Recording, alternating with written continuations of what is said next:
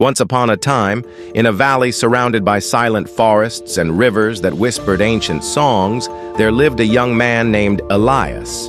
Though the world around him was full of beauty, Elias could not feel it. His heart was always elsewhere. His thoughts drifted constantly, memories of mistakes he could not undo and worries of futures that hadn't even arrived. Every sunrise felt heavy, every night restless. He tried books, long walks, even silent prayers, but nothing quieted the storm inside.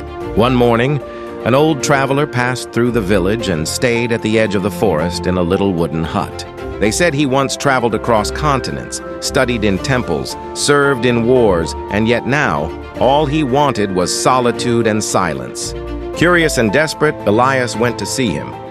The traveler listened without interrupting, his eyes kind and still. Then he handed Elias a small lantern and said, "Take this to the far oak tree and return, but do not let the flame go out." Elias, confused but willing, held the lantern close and stepped into the forest. The wind tugged at his hands, and branches reached out like questions. He stepped carefully, watching the trembling flame. He didn't think of his past, nor worry about his future. Every step became deliberate, every breath slow and steady. By the time he returned, the flame was still burning.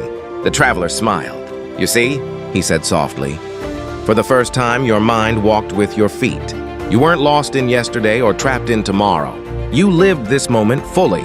Elias felt something shift inside, something light. It wasn't magic nor a sudden miracle, just clarity. He looked around and noticed the sound of leaves again, the color of the sky, the warmth of the breeze. Peace wasn't something far away. It had always been within reach, waiting in the quiet spaces between thoughts.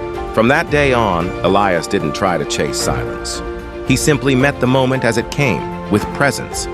And slowly, life became less about controlling the storm and more about learning to dance in its rain. If this story touched your heart, please give it a like. Share it with someone who needs this message. And don't forget to subscribe for more stories that heal, inspire, and help you breathe a little deeper. Thank you for being here. Until next time, stay kind, stay grounded, and stay present.